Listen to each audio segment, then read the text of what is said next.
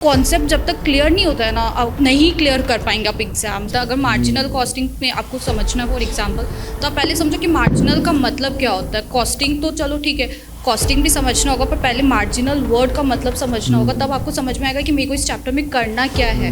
Conceptual study मतलब आप कैसे समझाएं?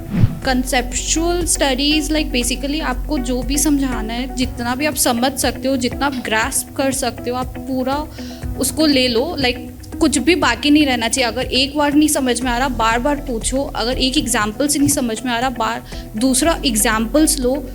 एक बार नहीं होता तो होता रहेगा, मतलब नहीं होता कि इट्स लाइक नहीं होता कि हर एक कॉन्सेप्ट अपने को क्लियर हो जाता है, पर थोड़ा उसके लिए हार्डवर्क करना पड़ेगा। आप अलग अलग लाइक बुक्स देख लो, आप गूगल कर लो, विकीपीडिया है, फिर सर से आप पूछोगे तो आप वो रिप्लाई आता है आपको।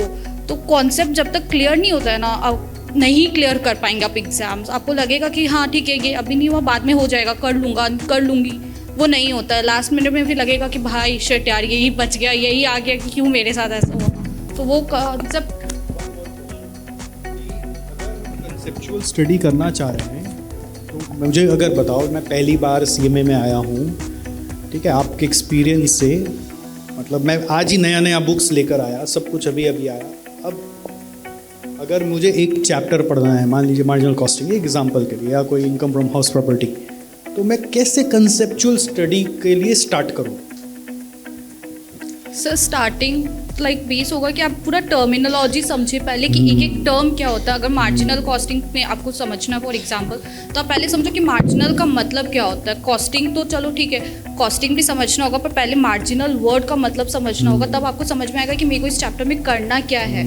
अगर आप कॉन्सेप्ट लाइक एक जो चीज़ आपको करना वही नहीं आप समझोगे, तो बाद में तो वो पूरा खिचड़ी ही बनेगा लास्ट में। Yes, so what you got the word is, ये गिरीश सर भी बोल रहे थे, आपने सुना था, every subject, every chapter has its own set of terminologies.